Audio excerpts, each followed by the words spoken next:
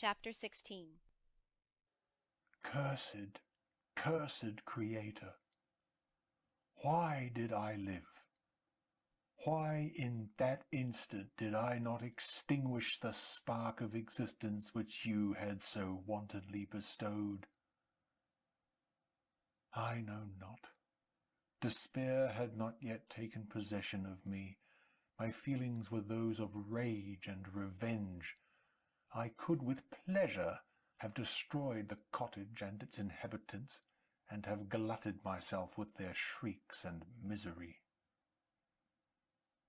When night came, I quitted my retreat and wandered in the wood. And now, no longer restrained by the fear of discovery, I gave vent to my anguish in fearful howlings. I was like a wild beast that had broken the toils, destroying the objects that obstructed me, and ranging through the wood with a stag-like swiftness. Oh, what a miserable night I passed! The cold stars shone in mockery, and the bare trees waved their branches above me. Now and then the sweet voice of a bird burst forth amidst the universal stillness. All, save I, were at rest or in enjoyment. I, like the arch-fiend, bore a hell within me, and, finding myself unsympathized with, wished to tear up the trees, spread havoc and destruction around me, and then to have sat down and enjoyed the ruin. But this was a luxury of sensation that could not endure. I became fatigued with excess of bodily exertion, and sank on the damp grass in the sick impotence of despair. There was none among the myriads of men that existed who would pity or assist me. And should I feel kindness towards my enemies? No. From that moment I declared everlasting war against the species, and, more than all, against him who had formed me and sent me forth to this insupportable misery. The sun rose. I heard the voices of men, and knew that it was impossible to return to my retreat during that day. Accordingly, I hid myself in some thick underwood, determining to devote the ensuing hours to reflection on my situation. The pleasant sunshine and the pure air of day restored me to some degree of tranquillity, and, when I considered what had passed at the cottage, I could not help believing that I had been too hasty in my conclusions. I had certainly acted imprudently. It was apparent that my conversation had interested the father in my behalf, and I was a fool in having exposed my person to the horror of his children. I ought to have familiarized the old de Lacy to me, and by degrees to have discovered myself to the rest of his family, when they should have been prepared for my approach. But I did not believe my errors to be irretrievable, and, after much consideration, I resolved to return to the cottage, seek the old man, and by my representations win him to my party. These thoughts calmed me, and in the afternoon I sank into a profound sleep. But the fever of my blood did not allow me to be visited by peaceful dreams. The horrible scene of the preceding day was forever acting before my eyes. The females were flying, and the enraged Felix tearing me from his father's feet. I awoke exhausted, and, finding that it was already night, I crept forth from my hiding-place and went in search of food. When my hunger was appeased, I directed my steps towards the well-known path that conducted to the cottage. All there was at peace. I crept into my hovel, and remained in silent expectation of the accustomed hour when the family arose. That hour passed. The sun mounted high in the heavens, but the cottagers did not appear. I trembled violently, apprehending some dreadful misfortune. The inside of the cottage was dark, and I heard no motion. I cannot describe the agony of this suspense. Presently 2 countrymen passed by, but pausing near the cottage, they entered into conversation, using violent gesticulations. But I did not understand what they said, as they spoke the language of the country, which differed from that of my protectors. Soon after, however, Felix approached with another man. I was surprised, as I knew that he had not quitted the cottage that morning, and waited anxiously to discover from his discourse the meaning of these unusual appearances. "Do you consider," said his companion to him, "that you will be obliged to pay 3 months' rent, and to lose the produce of your garden? I do not wish to take any unfair advantage, and I beg therefore that you will take some days to consider of your determination." "It is utterly useless," replied Felix. "We can never again inhabit your cottage. The life of my father is in the greatest danger, owing to the dreadful circumstances that I have related. My wife and my sister will never recover from their horror. I entreat you not to reason with me any more. Take possession of your tenement, and let me fly from this place." Felix trembled violently as he said this. He and his companion entered the cottage, in which they remained for a few minutes, and then departed. I never saw any of the family of de Lacy more. I continued for the remainder of the day in my hovel, in a state of utter and stupid despair. My protectors had departed, and had broken the only link that held me to the world.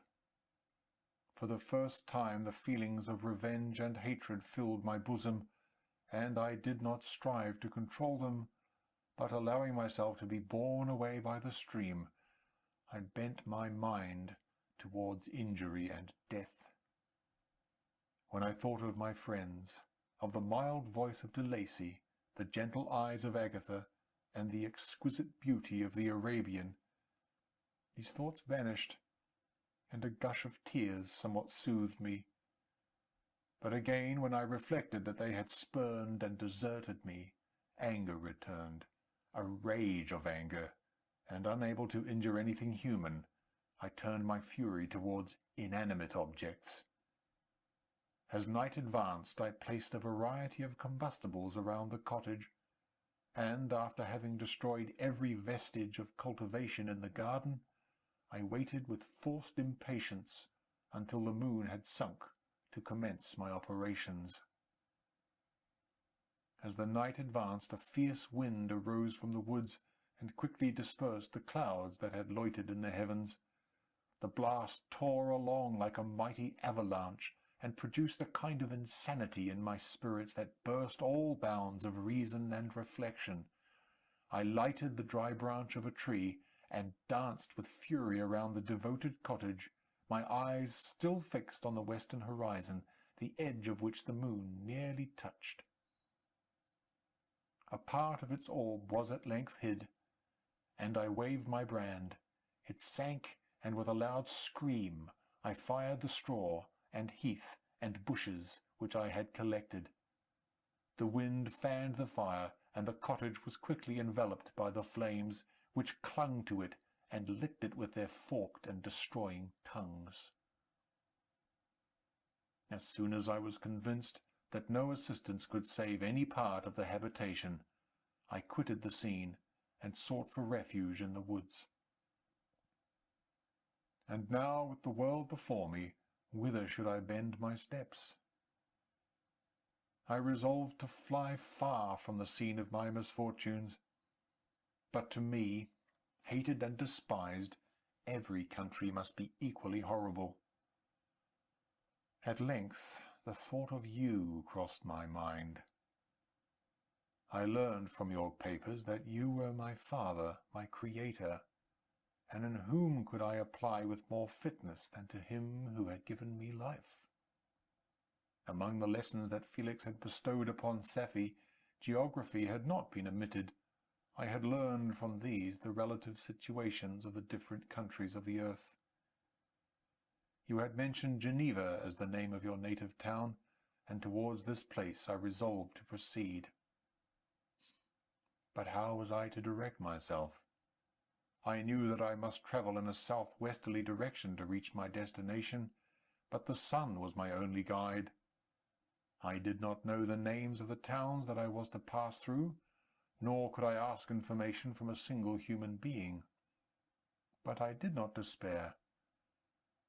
From you only could I hope for succour, although towards you I felt no sentiment but that of hatred. Unfeeling, heartless creator! You had endowed me with perceptions and passions, and then cast me abroad, an object for the scorn and horror of mankind. But on you only had I any claim for pity and redress, and from you I determined to seek that justice which I vainly attempted to gain from any other being that wore the human form. My travels were long, and the sufferings I endured intense. It was late in autumn when I quitted the district where I had so long resided. I travelled only at night, fearful of encountering the visage of a human being. Nature decayed around me, and the sun became heatless. Rain and snow poured around me. Mighty rivers were frozen. The surface of the earth was hard and chill and bare, and I found no shelter. O earth! How often did I imprecate curses on the cause of my being! The mildness of my nature had fled, and all within me was turned to gall and bitterness. The nearer I approached to your habitation, the more deeply did I feel the spirit of revenge enkindled in my heart. Snow fell, and the waters were hardened, but I rested not. A few incidents now and then directed me, and I possessed a map of the country, but I often wandered wide from my path. The agony of my feelings allowed me no respite. No incident occurred from which my rage and misery could not extract its food. But a circumstance that happened when I arrived on the confines of Switzerland, when the sun had recovered its warmth, and the earth again began to look green, confirmed in an especial manner the bitterness and horror of my feelings. I generally rested during the day, and travelled only when I was secured by night from the view of man. One morning, however, finding that my path lay through a deep wood, I ventured to continue my journey after the sun had risen. The day, which was one of the first of spring, cheered even me by the loveliness of its sunshine and the balminess of the air. I felt emotions of gentleness and pleasure, that had long appeared dead, revive within me. Half surprised by the novelty of these sensations, I allowed myself to be borne away by them, and forgetting my solitude and deformity, dared to be happy. Soft tears again bedewed my cheeks, and I even raised my humid eyes with thankfulness towards the blessed sun, which bestowed such joy upon me. I continued to wind among the paths of the wood until I came to its boundary, which was skirted by a deep and rapid river, into which many of the trees bent their branches, now budding with the fresh spring. Here I paused, not exactly knowing what path to pursue, when I heard the sound of voices, that induced me to conceal myself under the shade of a cypress. I was scarcely hid when a young girl came running towards the spot where I was concealed, laughing as if she ran from someone in sport.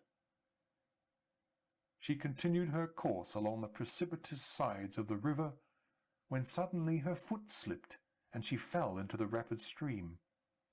I rushed from my hiding-place, and with extreme labour, from the force of the current, saved her and dragged her to shore.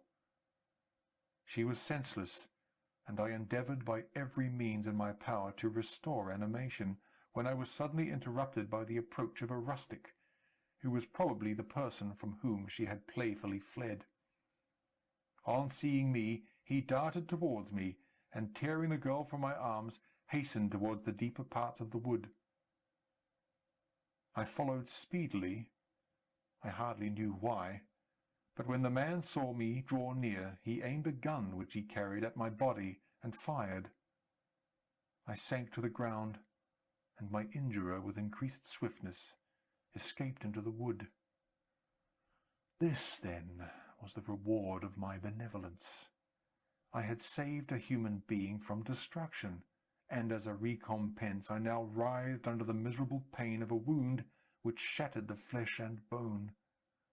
The feelings of kindness and gentleness which I had entertained but a few moments before gave place to hellish rage and gnashing of teeth. Inflamed by pain, I vowed eternal hatred and vengeance to all mankind. But the agony of my wound overcame me. My pulses paused, and I fainted. For some weeks I led a miserable life in the woods, endeavouring to cure the wound which I had received. The ball had entered my shoulder, and I knew not whether it had remained there or passed through. At any rate, I had no means of extracting it. My sufferings were augmented also by the oppressive sense of the injustice and ingratitude of their infliction. My daily vows rose for revenge, a deep and deadly revenge, such as would alone compensate for the outrages and anguish I had endured. After some weeks my wound healed, and I continued my journey. The labours I endured were no longer to be alleviated by the bright sun or gentle breezes of spring. All joy was but a mockery which insulted my desolate state, and made me feel more painfully that I was not made for the enjoyment of pleasure.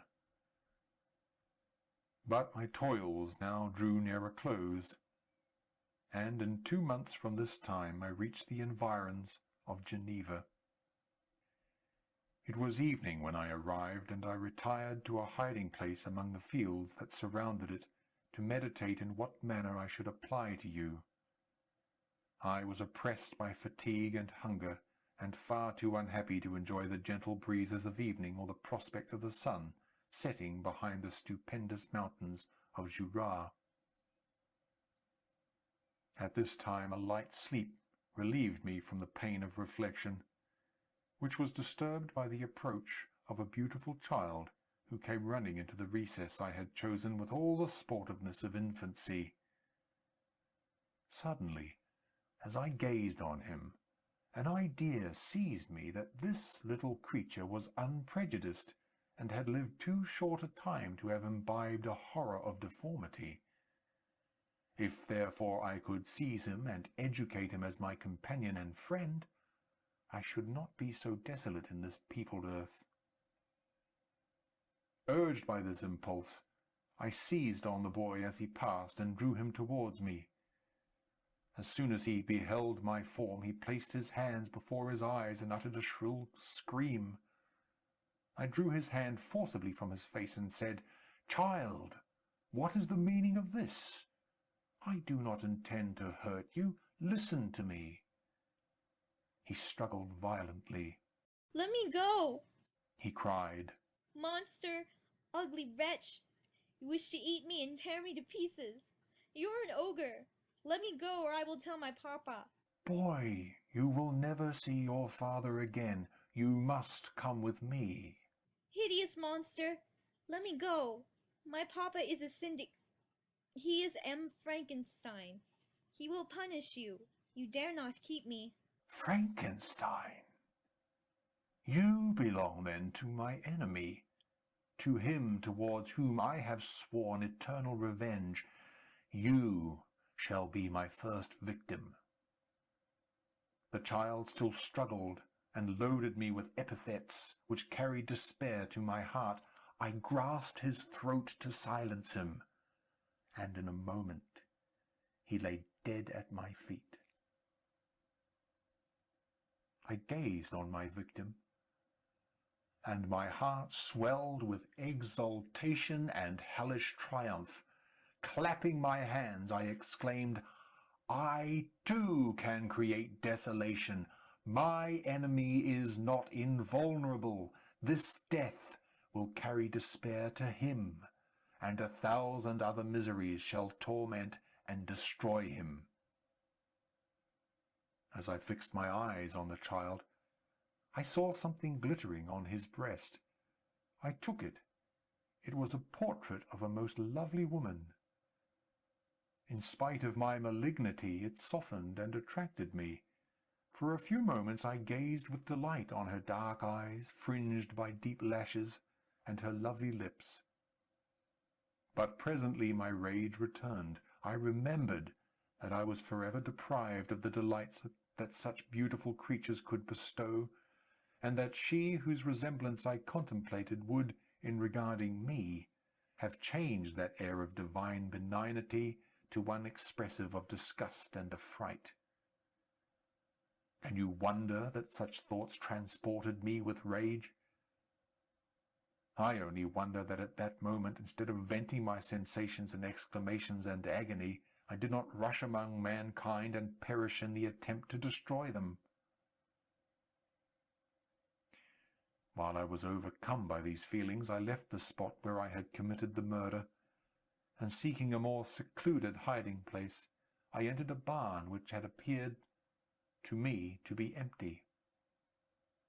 A woman was sleeping on some straw. She was young, not indeed so beautiful as her whose portrait I held, but of an agreeable aspect, and blooming in the loveliness of youth and health. Here, I thought, is one of those whose joy-imparting smiles are bestowed on all but me. And then I bent over her and whispered, "Awake, fairest, thy lover is near. He who would give his life but to obtain one look of affection from thine eyes, my beloved, awake." The sleeper stirred. A thrill of terror ran through me. Should she indeed awake and see me, and curse me, and denounce the murderer? Thus would she assuredly act if her darkened eyes opened, and she beheld me. The thought was madness. It stirred the fiend within me. Not I, but she shall suffer. The murder I have committed because I am forever robbed of all that she could give me. She shall atone. The crime had its source in her. Be hers the punishment. Thanks to the lessons of Felix and the sanguinary laws of man, I had learned now to work mischief. I bent over her and placed the portrait securely in one of the folds of her dress. She moved again, and I fled. For some days I haunted the spot where these scenes had taken place, sometimes wishing to see you, sometimes resolved to quit the world and its miseries forever. At length I wandered towards these mountains, and have ranged through their immense recesses, consumed by a burning passion which you alone can gratify. We may not part until you have promised to comply with my requisition. I am alone and miserable. Man will not associate with me. But one as deformed and horrible as myself would not deny herself to me. My companion must be of the same species, and have the same defects. This being, you must create. End of section 18.